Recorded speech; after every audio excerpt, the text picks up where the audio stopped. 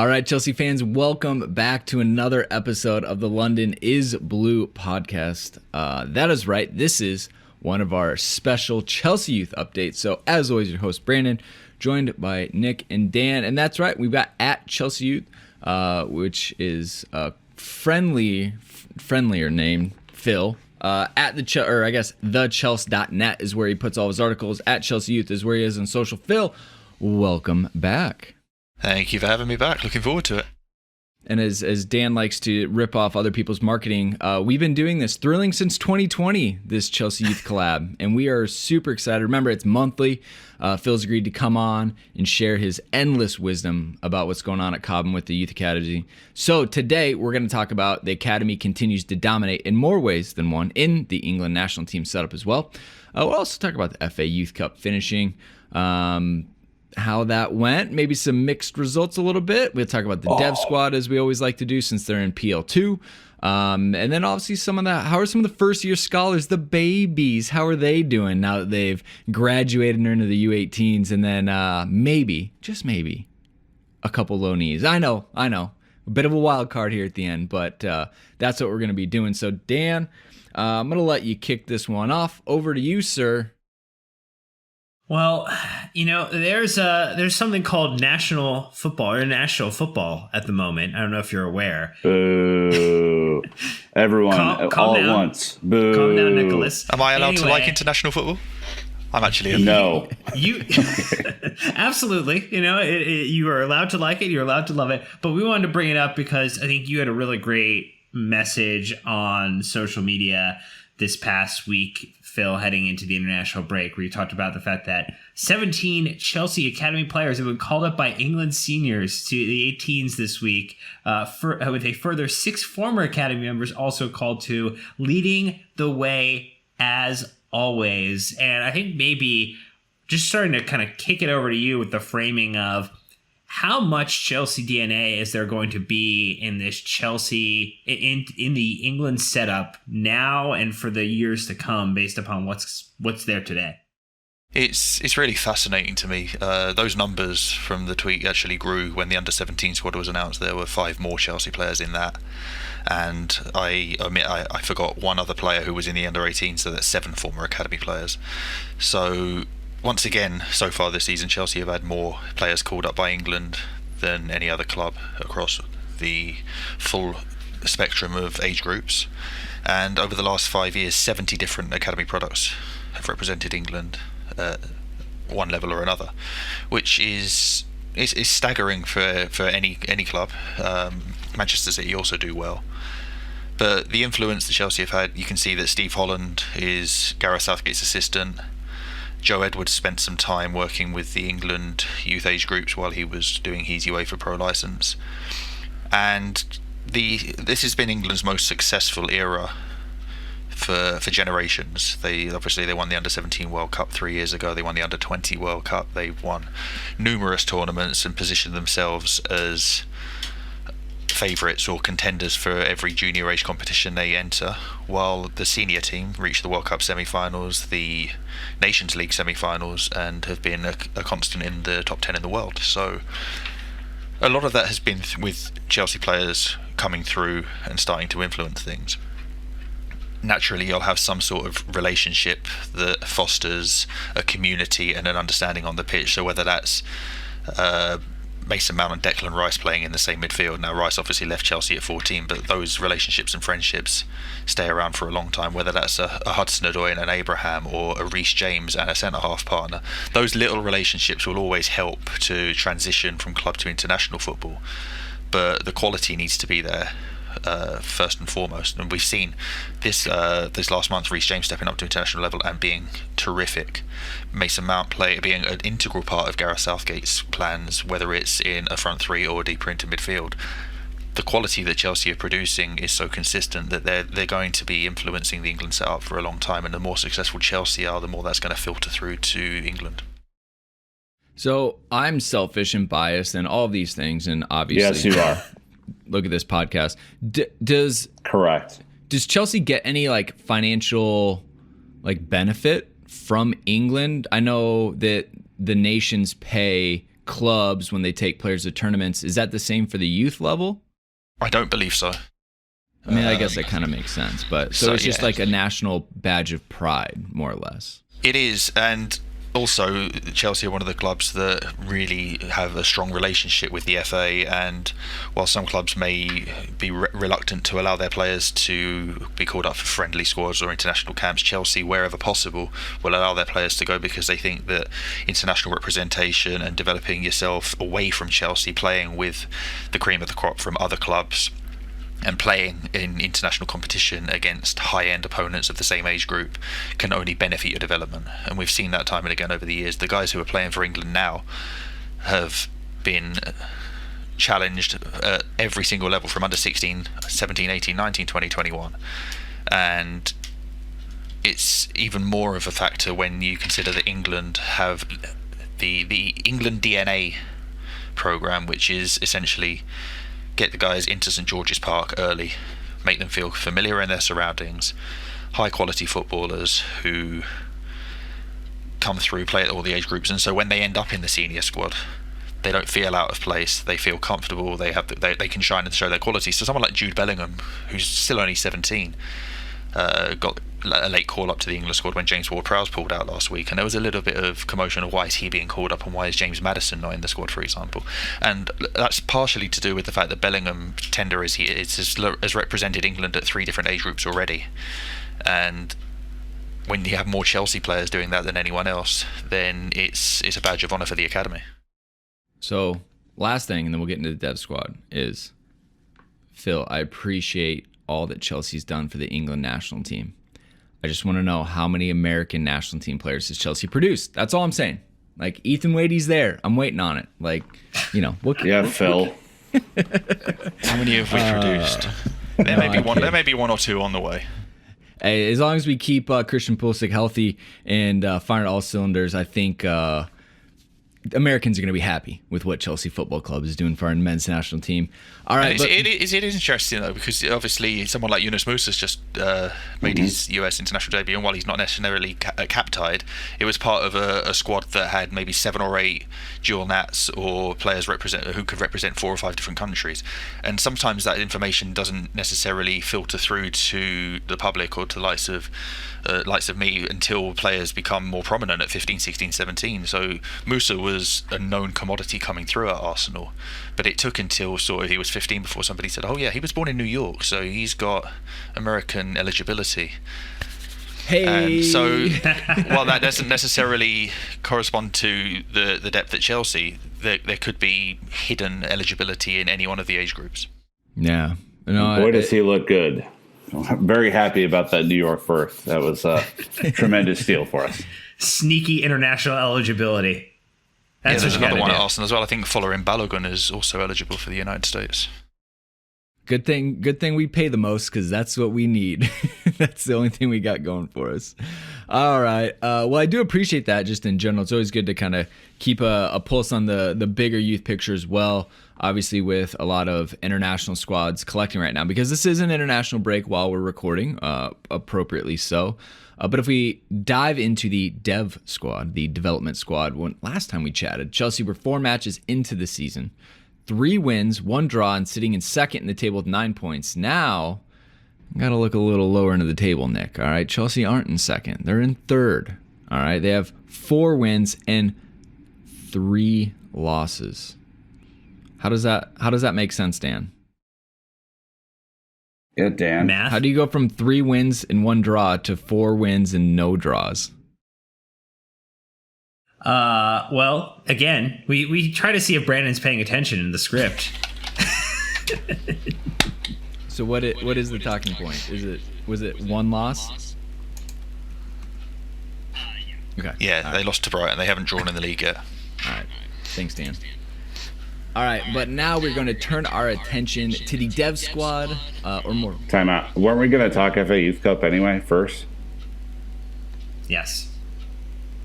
So, do we need to put that in here? Just tell me where you want me to go. FA Youth Cup. Sorry, Phil. This is clearly our first time doing That's this. not a problem. I was just waiting. If I was going to be prompted on the dev squad, I'd have segued into the Youth Cup anyway. But we can You guys know I follow the script. walk back a little bit and do the Youth Cup first if you want. Will Ferrell over here reads everything on the teleprompter, so. What I mean when you say talk about, do you just want me to throw it to you, Dan? I have no idea what you. Well, no, Phil was the one who put it into the Just script. literally hey, tee Phil up and he'll just dunk it. All right, I can do that. Yes. All right. Kobe. All right. So obviously, we have more to talk about though, and it was appropriate to start the more Chelsea-centric chit chat, Phil, with the FA Youth Cup and kind of how that went. Obviously, beat Man United in the semifinal, lost in the final to the other team from Manchester, known as City, and have since been drawn against Barnsley in round 3 of the 2020-21 edition. So a lot to unpack there. I will throw it over to you and let you walk us through that. Yeah, so like everything else, last March, the FA Youth Cup was put on semi-permanent hiatus with the shutdown of all football. And while everything else came back in the summer, youth football didn't. So they tried to find a way to finish the 2019-20 edition of the Youth Cup, which was at the semi-final stage. And the competition changed last season during normal times from having two-legged semi-finals and a two-leg final to one-off matches. So they only had 3 to finish. They decided to move everything to St George's Park at a neutral location, sort of between Blackburn, Manchester and Chelsea. Because Manchester United, Manchester City and Blackburn were the other semi-finalists. And you go from there, and inevitably it was another Chelsea versus Manchester City final, the 4th in 6 years, and this time City got the better of the proper blue. And they did it deservedly. It was a very tense final. I don't think either team really showed the quality that they were truly capable of. A little bit of tension, and there was a howling wind blowing around the pitch, which hardly helped. Chelsea went ahead through Marcel Lewis. City fought back and took the lead. Then Lewis got a heavily deflected equaliser, and City won it in the last 5 minutes. And there's such fine margins in a one-off match that had someone like Tino Anjorin been considered fit enough to start, he could have been the deciding factor. He captained the team in the Friday semi-final, but played his first 90 minutes in 6 months after injuries and lockdown absences. And so when it came to Monday, Chelsea felt appropriate to manage his minutes. He came on at half-time in that match. And while the damage hadn't necessarily been done, Chelsea could have put their foot down and played with more authority in the first half had Anjorin been at the heart of the midfield. That's the way it goes sometimes. City have a fantastic generation of players. They clearly learned what they needed to do to get one over on Chelsea, having lost the 3 consecutive finals in the middle of the decade. And you can only congratulate them because they've started to put some of these players into the first team themselves. It might only be in cup competitions, but Cole Palmer, he scored the winner a week after making his first team debut in the Champions League. Taylor Harwood-Bellis has first team experience. There's a couple of others in there. Liam Delap scored in the League Cup this season. So Chelsea were playing against a real powerhouse team that they might not come up against in youth football again in terms of such quality. But mid-December, the Youth Cup for this current season restarts. 3rd round draw against Barnsley, who Chelsea should beat fairly comfortably, and a lot of the players who lost in the final against City are eligible for this year's campaign. Well, Sorry. Early morning recording. I apologize. So I think, for me, with everything that's kind of gone on with it, and it's a start and stop, especially at the youth levels, because it's, what do they call it, non-elite football or non-essential football? I don't know. It's confusing for everybody because the Chelsea's under-18s technically count as elite. So anyone who's playing below a certain level in England at senior level is classed as non-elite. So this year's Youth Cup, there are still 5 or 6 first-round ties that can't be played until this lockdown is lifted because they're considered non-elite. So there's going to be a backlog of ties throughout December and January for this year's competition. Yeah, definitely not ideal, not what we're looking for, I think, especially with more congestion for the young players. But we're gonna, it's you can't asterisk it, but there's context that goes into these seasons and everything like that. And obviously, just with the way everything's unfolded, it's a unique situation that, I bet Chelsea had this really great recipe for success. They had their periodized training schedule. We do this and this week and we build into this, and it's shattered for everyone too, not just Chelsea. And so it's absolutely just creating new challenges. Yeah, and so had the Youth Cup finished on schedule last March and last April, Chelsea would have had Armando Broja leading the line and Ian Matson playing at left back. The fact that we've had to resume during the following season means both of those guys are now out on loan, and we're going to talk about them later because they're doing really well. And yes, it's an opportunity for guys to come in and replace them. Dion Rankin played at left back, having not played in the Youth Cup run before that. Brian Fiabema, who had barely joined the club back in the early part of the year, and would have played second fiddle to Broja throughout the remainder of last season, led the line this time, and he's doing well himself. So while you can lament that some of Chelsea's more influential players weren't available for the Youth Cup finish, we can be proud that they've moved on and are making a sizable impact in professional football at the next step of their careers. Definitely a bit of recognition and a bit of positivity around the fact that we did not take it because it was a team in transition. But talking about that transition, one of the sides for Chelsea's academy setup that tends to rotate and change and shape itself so differently season to season is that dev squad, Phil. So we did talk about them before, in our last episode. And at that point, they were 4 matches in the season. They had notched in 3 wins, only had a single loss. They were second in the table. And now they're on a bit of a different run for this moment, where they've now played 7, they've won 4, and they've lost 3 with 12 goals for a 10 against and 2 net goal difference on 12 points behind Derby and Liverpool at 16 and 15 points respectively. How do you think the recent run has gone for them, which included Everton beating us 2-0, Liverpool smashing us 3-1, and us eking out a win over Derby 3-2? Yeah, the 2 consecutive defeats up on Merseyside have sort of changed how people are viewing the team right now, and not necessarily correctly so. The Liverpool game was really weird. They had a 5-minute meltdown and conceded from a corner, a penalty and a free kick. And otherwise they didn't really give up a whole lot, but you can't excuse the 5 minutes of mayhem where they did give up clear goal scoring opportunities. They weren't from open play, fine, but they were silly mistakes that ended up costing them. Otherwise, they were in that game and had decent chances. And there was a similar story against Everton as well. It was very close right up until half time, and there were a couple of chances that on another day would have gone in, or they would have been a little bit more clinical with. And a mistake here and there against someone like Everton, who may be a mid-table, fine, but they've still got some quality players who are a little bit more experienced than a very young Chelsea team that has consistently lost players to loan moves right up until the late October transfer window. And a little knock-on from all of those players going out on loan is that a couple of fringe first-team players that aren't involved with Lampard have started to play development squad minutes. So Danny Drinkwater played both of those games against Liverpool and Everton, and so did Baba Rahman. And while that might have elicited some reaction on social media as to whether they should be doing so or whether they should even be at Chelsea at all, both of them played pretty well in those matches. Drinkwater especially looked as he should for a player of his calibre and experience. Classic men amongst boys. Exactly. Literally. But he also assumed that role with the professionalism you'd like to see from somebody stepping down. He trains with this group every day. He's gotten to know them and doesn't consider himself above what he's doing, at least when he's on the pitch. We don't know what his actual opinion of it is, and I'm sure he'd rather be playing Premier League football or top flight football somewhere else. But he's brought qualities to the team, and he's brought stability to a young midfield. So someone like Lewis Bate playing alongside him is going to be learning a lot, whatever we happen to think of Drinkwater.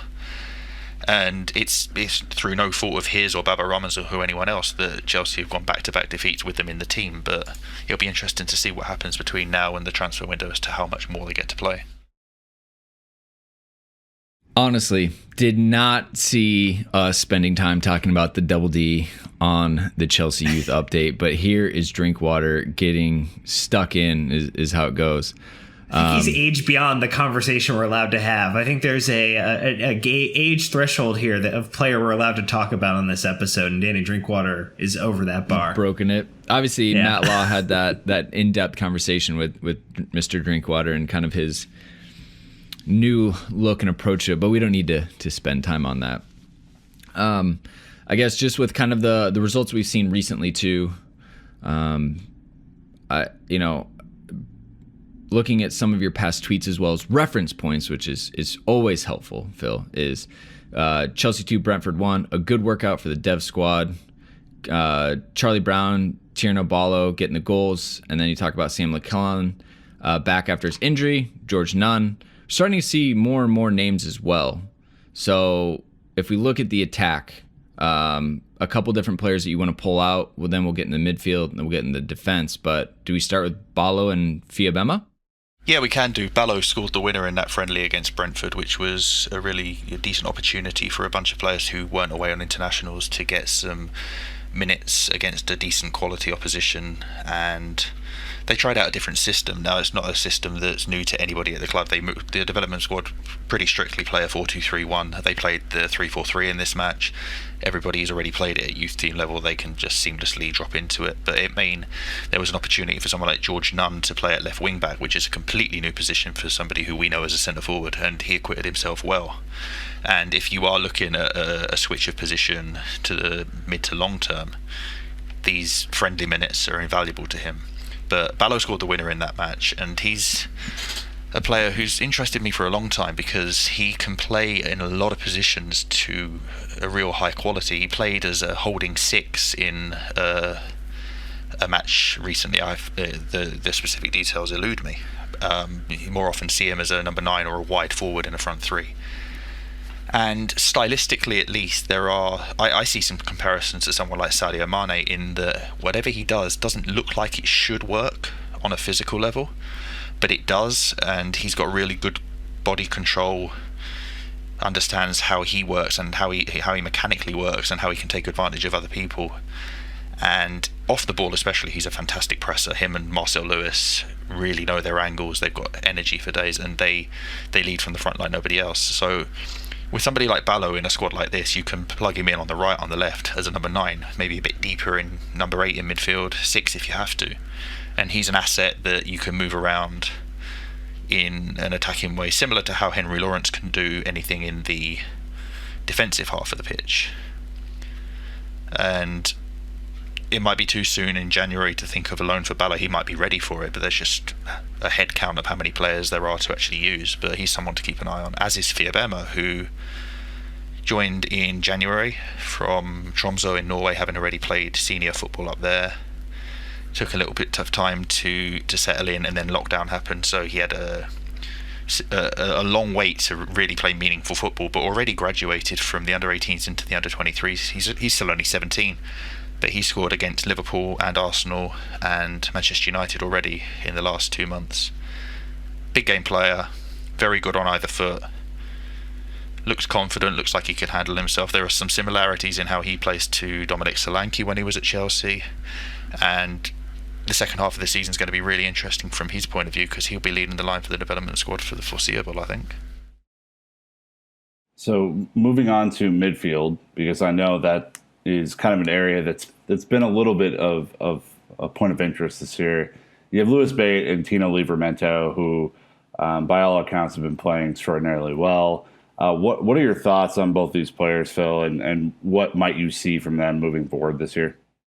Livramento has probably been the player of the season so far, just because every single match he's in, he influences to such an incredible degree. He's a genuine force of nature down the right-hand side, and we've seen so many good right-sided players come through the academy in recent years. We've got Reece James, we've got Tariq Lamptey, we've got Dujon Sterling, and he does it in a similar way to Sterling in a way. He's very, very good straight line speed.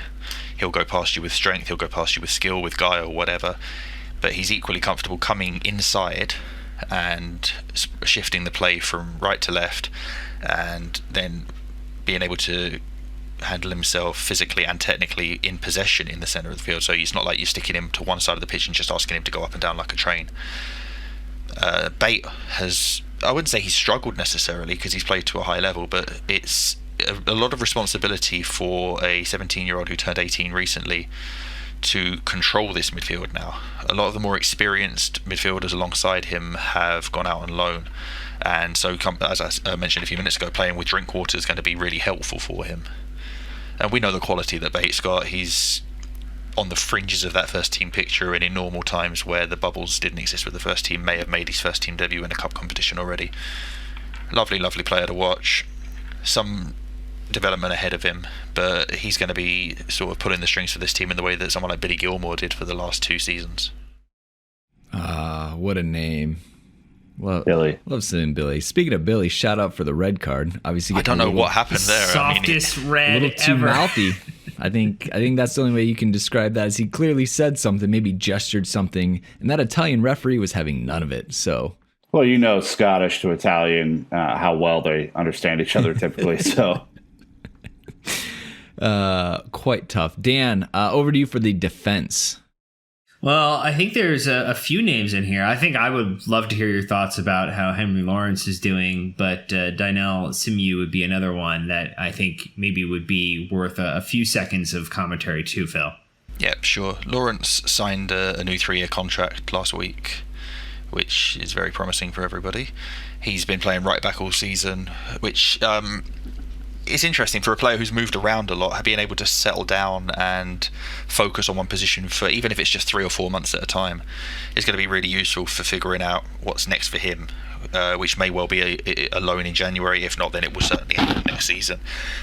He's as assured as they come. He's really growing into understanding what he can do physically on and off the ball, especially off the ball, because his ability to shield and to block players off and to know how to position himself has improved significantly over the course of this year. And he's not necessarily a right back in the mould of a Livramento or a James or a Lamptey or a Sterling, in that he's going to terrorise you for 90 minutes up and down the pitch, but what he will do is take advantage of any moment that you switch off, because he's constantly on the move to be involved in the link-up play with the man ahead of him. He'll overlap from right centre back in a back three, and just everything he does is done efficiently and to a really high consistent standard. Simu is more of a boom or bust player right now. He's got all the physical tools you want for a centre half. He looks the part. When he's on his game, he can be unplayable.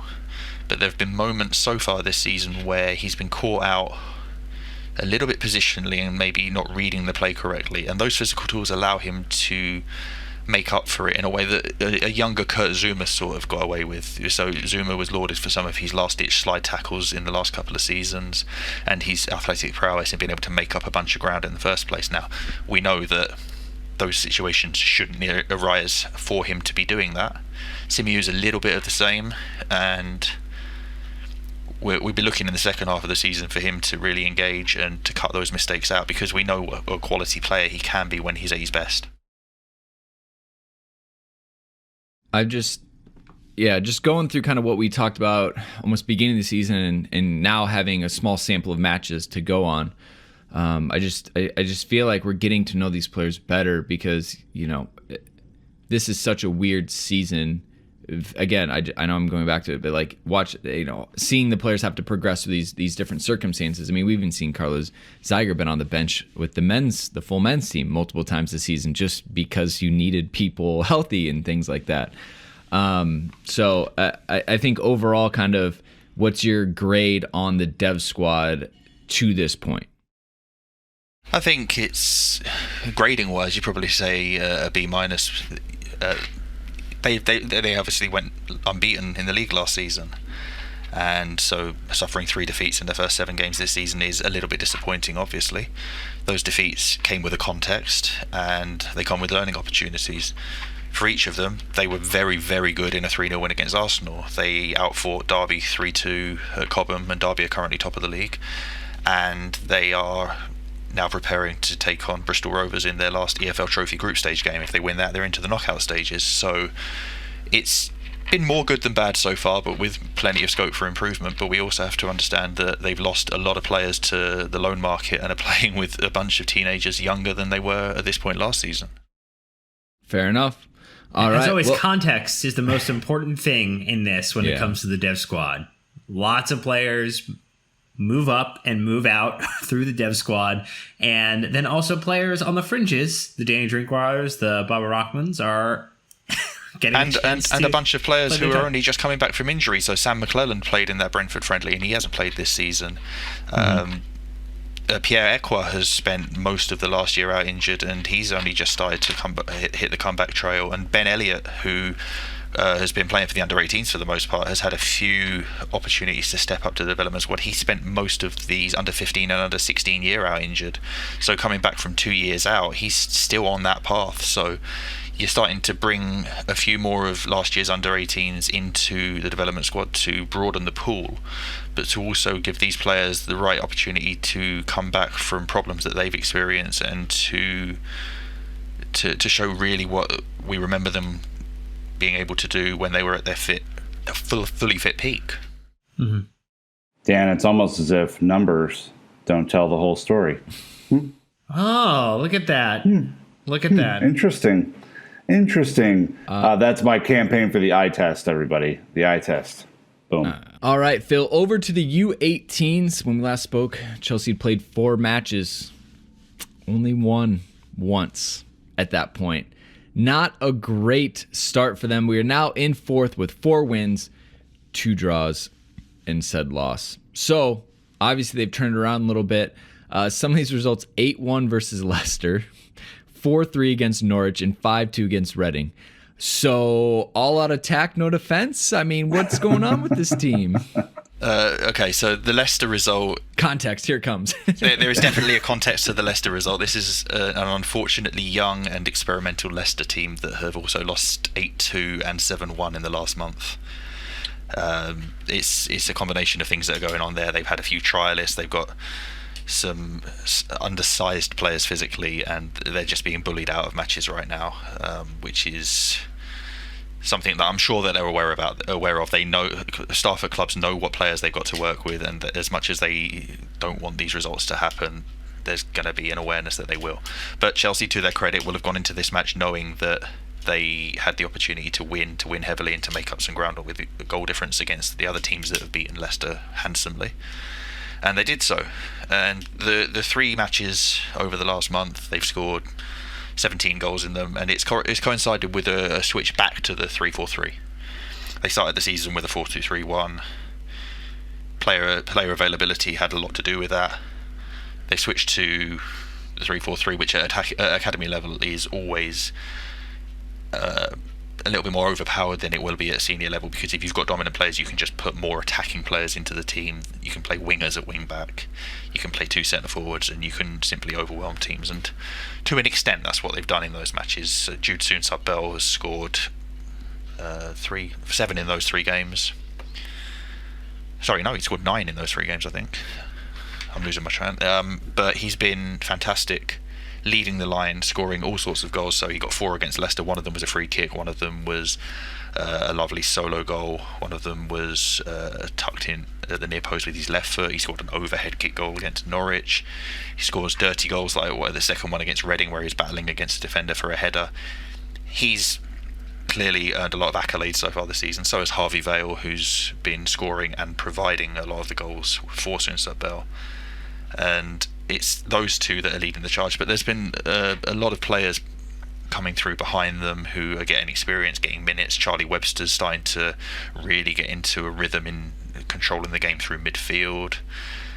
They're looking at Silko Thomas playing well on either flank, someone like Alex Kapakpe getting experience left wing back. So this big 14 player intake of scholars is starting to come together, starting to gel, and this being the last international break of the first half of the season means that they can return next weekend and push through to Christmas. They've got Aston Villa up next, and Aston Villa have been the pace setters so far. They fell off the top last weekend, so Crystal Palace now lead the way, but a win for Chelsea against Aston Villa takes them above Villa, and then hopefully you're really in title contention by Christmas.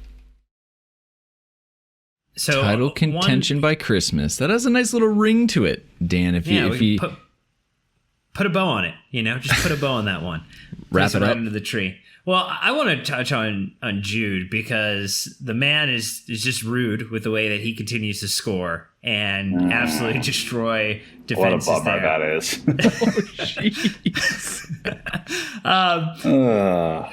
is. Phil, is there a player comp maybe for those who haven't had a chance to watch him yet in terms of what he plays like stylistically, and what do you think his pathway is to potentially, kind of like Broja, where he had that, U18s into U23s and then ended up on loan really, really quick? Is that the type of path you see for Jude too? There's not really a comparison that jumps off the page to me, but what he is arguably the best all-round striker that Chelsea have had at under 18 level since Abraham and Solanke.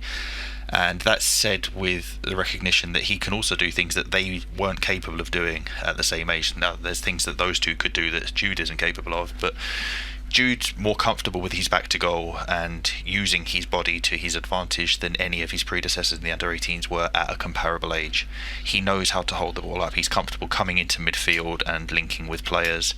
He's able to occupy opposition defenders and moves around a lot more than than an Abraham or a Solanke or an Okbo or a Broja, who all fantastic players, but oftentimes were just asked to go out and score goals. Chelsea will always overwhelm the majority of teams at this level, and the centre forwards will score goals. So it's not necessarily that we're looking at Jude having 10 goals already and leading the league in goals. We're looking at the traits that really jump off the screen to you, and he's already positioning himself to earn development squad minutes. Now, because Charlie Brown's loan to Union Saint-Gilloise in Belgium was cut short, he's come back and will probably be competing with Fiabema for development squad minutes up until the January transfer window opens. But assuming he goes back out, and with the experiment of looking at George Nunn as a wing-back, the door will open for Soonsat Bell to get development squad minutes. And he doesn't turn 17 until January. So we're talking about that squad being young. If he were to play before Christmas, he'd be playing up there at 16, which very few players tend to do. The only one who's done it this season was Harvey Vale, just before his 17th birthday. And, well, I mean, he'll be leading the line in the under-18s in the Youth Cup, and he won't be moving up fully this season, but he's on track to be playing at a higher level by this time next season for sure. Now, a loan probably is a bit premature given that he's a year and a bit away from being 18, but you have to be delighted with what you've seen from him so far. Yeah, what were you doing at 16 3/4, Brandon? Jeez, yeah, that's super depressing. That he's exactly half. Went to the dig right to Brandon. I don't understand why it was Brandon specifically. He's exactly half our age, Dan, whereas he's a little less than that with you. But apparently, careful. Don't say anything, guys. Nick's I'm on it. Locked and loaded. Okay. On the warpath. No, it's just frightening to think about how quickly these guys are kind of moving through the ranks, just on talent and also some need, because it seems like, Phil, and just kind of the pattern that we've talked about here, Chelsea are moving players through the U18s, the U23s, loans, and then first team more rapidly than we were before. That it's just carving out opportunities for younger and younger players to move up, right? Yeah, absolutely, and it's something that happens across the football spectrum. You look at the number of scarily young teenagers who are influencing football at such a high level. We mentioned Bellingham earlier. He's playing for Dortmund and England as a 17-year-old. Gio Reyna is 17 or 18 and playing for Dortmund and the United States. These players are proving themselves at ever younger ages. And so if you're 14, you're playing up at under 16 level. You're 15 and 16, you're playing up to the under 18s. And by the time you're 17, you've already taken so many leaps ahead of you that the next step is to push you into senior football. Now, that's not going to be the case for everybody, but for the ones who are clearly on an accelerated curve, then all you can keep doing is to put fresh challenges in front of them and to see if they keep ticking the boxes or not. 100%. Yeah. I mean, let's transition to midfield, because I think this is one that may have a little bit of a flex to it. We kind of denoted in our wonderful script here, Ben Elliott and Jan Rankin, who's only played one U18 match in the league, for what it's worth. Phil, what do you have for these two, or any others that you deem worthy in conversation? Rankin got his first England Youth Age Group call-up this past week as well, which is reward for some really hard work that he's put in over the last couple of years. He dropped back down to the 18th for that Leicester game, which seems grossly unfair given the final outcome. But he's been coming off the bench to good effect for the development squad. He scored against West Ham earlier in the season, and he's another wing-back, predominantly right-sided, who can get at you with pace and speed and trickery in more of a Tarek Lamptey vein. He's played on the left foot in the Youth Cup final, and it was a really hard ask for him in that match, playing out of position against the highest caliber opponents that he'll come up against. And he acquitted himself fairly well. Now he's got work to do, but you'll see more of him in the development squad than you will in the under-18s for the rest of the season. And you might say the same about Elliot, although any opportunity to get Ben onto the pitch and playing regularly is needed because, as we said earlier, he's missed 2 years of football. As an under-15, he was playing for and captaining England, and was as precocious a talent and a playmaker as there was perhaps in the country. He was really, really highly regarded. He was playing in the same England youth teams as Jamal Musiala. They had a very similar resemblance and a physical build, so you could often mistake one another in the midfield.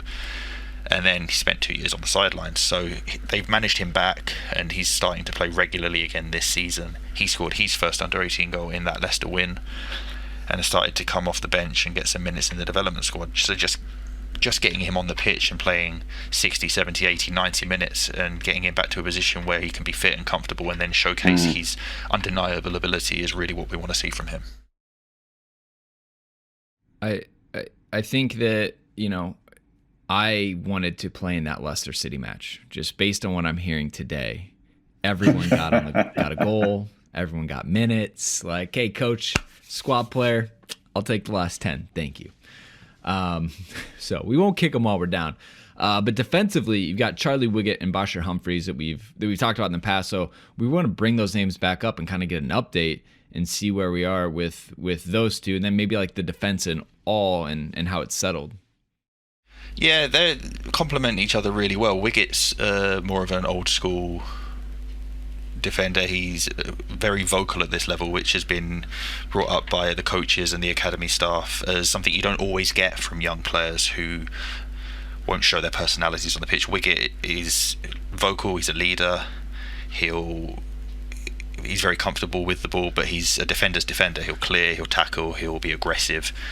And Humphreys is more of an elegant ball-playing defender who has also been used in a holding midfield role. He's a bit bigger physically, knows how to hold off opponents. Usually he'll control the ball with one foot and arm and body on the other, shield them, turn out, control from there.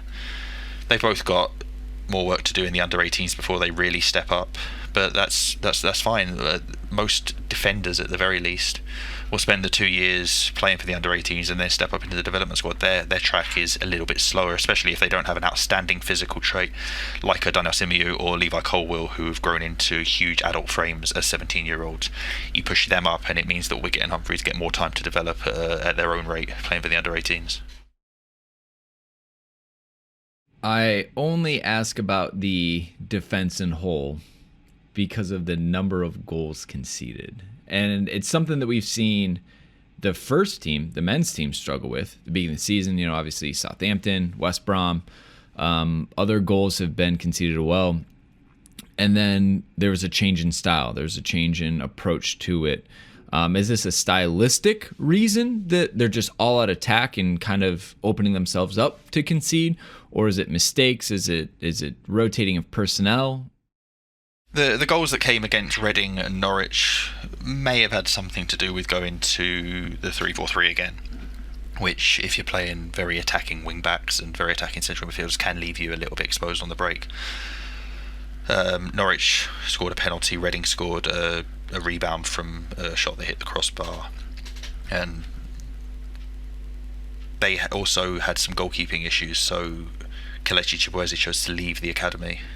He was replaced by Sami Klemsani, who was awaiting his international clearance, and Prince Edagoke has been out injured through surgery at the start of the season. So Jake Askew, who was the youth team goalkeeper last season, and signed a 12-week extension during lockdown, played in those 2 matches as an overage goalkeeper.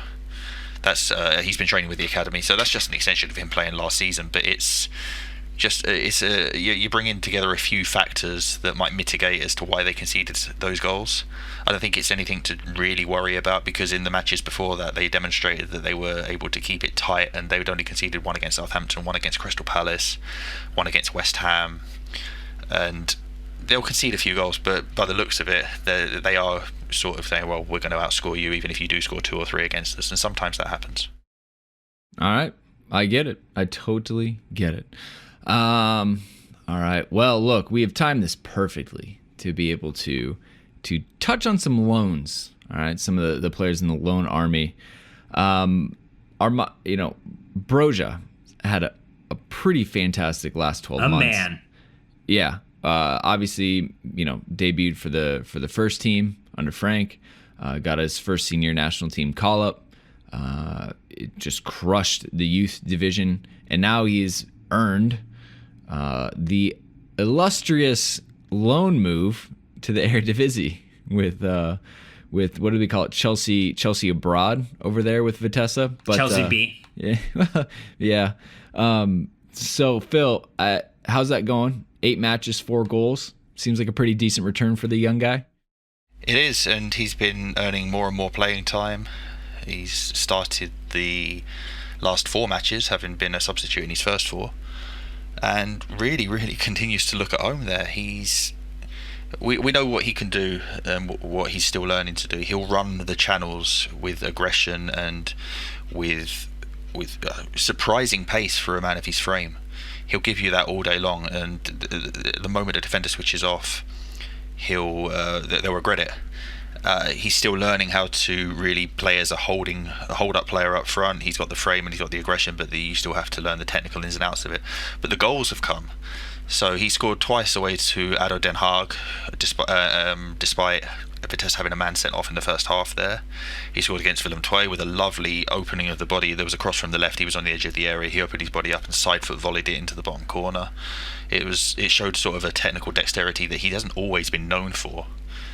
And just with every match, he's either scoring goals or having an influence in a win for a team that are joint top of the Eredivisie, I believe, with Ajax. And Vitesse haven't always had that over the years. So he's not just doing well, he's doing well for a team that's competitive at the top of the table. Is the goal with him, Phil, to hopefully use this opportunity in the Eredivisie to maybe broaden some of the technical skills, or maybe to refine parts of his attacking game that maybe he wouldn't have in the Championship? Yeah, perhaps. I think it's just an easier route into the adult game for somebody who we can see was ready for it. But when this move came about in the late summer, it was like, well, he hasn't really played that much development squad football, so it's an ambitious loan. But the Eredivisie is a really nice stepping stone between the PL2 and some of the more challenging loans, whether that's the Championship, the Premier League, France, Germany, wherever. It's far less physical, but it's more physical than PL2, where there's almost none sometimes. So it's an environment for him to learn how to get to grips with playing as in senior football. It's an environment for him to refine the areas of his game he needs to. And with Chelsea now having Werner, Abraham and Giroud all in attacking positions, there's no immediate pressure for him to light it up in the Eredivisie and then come back to Chelsea. We know that there needs to be a step in between that. So Mason Mount excelled out there, but still had to go through a year at Derby. So you imagine the same sort of process is going to happen here for Broja. He'll play for Vitesse for this season. He'll impress, and if he keeps on doing it as well as he will, then there'll be no shortage of suitors for him, whether that's in the Championship, whether that's another European loan at a higher level. And then we'll talk about whether he can integrate into Chelsea sometime around 2022. So another one of our lone players, Ian Matson, who everyone would think was pretty excited about, as maybe does he end up backing up Ben Chilwell or something of that nature if, the calculus of Emerson and Alonso both leave, which doesn't end up happening. So we need to find time for Matson. Where does he go? He goes to Charlton. He goes to the place where Conor Gallagher made his name before making his loan move to West Brom. So how has Matson gone on so far in your mind? It seems like he's had a pretty strong start to his loan spell as well. He has, with Matson, it's one of those things that a lot of people see him playing really well at the 23s level and think he can assume a first team role immediately, and that really rarely happens. As good of a player as he is, there are still some things that he needs to work out. And there was a lot of talk that you might have expected him to go to the Eredivisie. So we've seen Patrick Van Aanholt go on loan to Vitesse before. Juan Castillo was at young Ajax last season. Now he's at AZ Alkmaar this. And a similar sort of journey may have been expected of the other Dutch left-back that Chelsea have. There was interest in him from other League One clubs, but he's gone to Charlton, which is where Jay Da Silva started his Chelsea loan career. At the same level when Charlton were in League One. And Jay absolutely has a Premier League future ahead of him. He's currently at Bristol City, as we know. Marston's done very well so far. Lee Bowyer's been praising him in the media, particularly for how he's been willing to get involved physically and to scrap and to fight in a league where you have to scrap and fight. And that's really encouraging for somebody like that. We know what he can do as a technician. We know what his athletic traits are. But until you get into the environment of playing with adults, playing for their livelihoods, playing for points, you don't know what the character is. You have a good idea, but it's a sink or swim moment for everybody who goes out there and does it. And for Bowyer to call out Matson for showing those qualities and bringing them to a team that is on the rise is perhaps the most encouraging thing so far that we've seen. It's awesome. Last one, because we got to go out on a high here, Brandon. I'm looking at Mark Gahey, who has been absolutely rock solid for Swansea. What's his deal? What's next for him? I mean, he's clearly kind of achieved what he, I think, set out to at Swansea. So what's kind of next for him? It's really interesting as well, because if you look at any Swansea match, if you go cursory search for his name on Twitter, there are Swansea fans just lining up to proclaim him the next legendary centre-back, as if he's not already. They sold Joe Rodon to Tottenham at the end of the window, so he's gone, and they lost Mike van der Hoorn in the summer, so it's a transitional back three that he's taken more and more seniority in, despite only being 20 himself. And he's just so technically adept in possession. He drives their transitional game. Obviously, we know he can defend.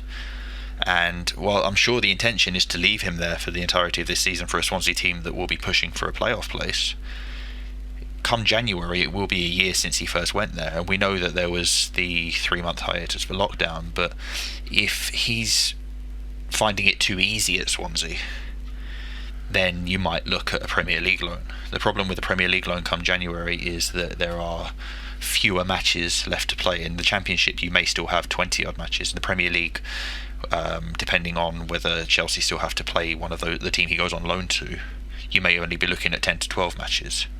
So then you have to balance out whether 10 to 12 matches at a higher level is better than double that at the Championship level. They made a similar decision with Conor Gallagher last season. They took him from Charlton and moved him to Swansea. So they took him from a lower half Championship team to a top half. It's hard to do that when Swansea are in the top half pushing for promotion right now.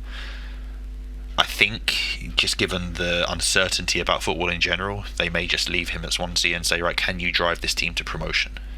In the same way that Mount and Tomori tried to drive Derby to promotion, and then go from there. Tomori's a decent comparison case as to how to handle his next step. Tomori went straight into the Chelsea squad, may have gone on loan, then David Luiz was sold, Tomori comes into the team, we know the story from there.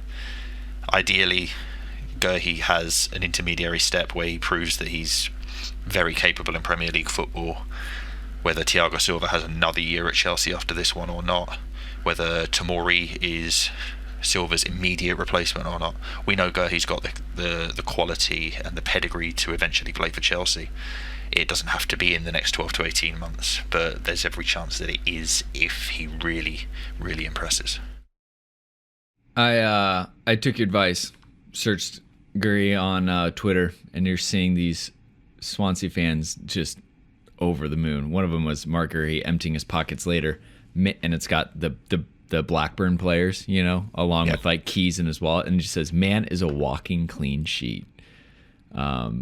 It's great to see, and I was immediately thinking that, like, well, we took Gallagher mid-season and bumped him up, and he went from, was it League One to Championship to Premier League this season, like all within 12 months, and to see him do the same thing, or at least end this season confidently ready to add depth, I think that's what's exciting. And it's good to highlight when the loan structure works, because obviously we've always heard how it doesn't work and this and that, but like there are tangible first team benefits from this working. So it's good to hear. There are, and Gallagher's going to give Lampard and Morris and the whole staff a real big decision to make next summer as well. Jake Livermore from West Brom was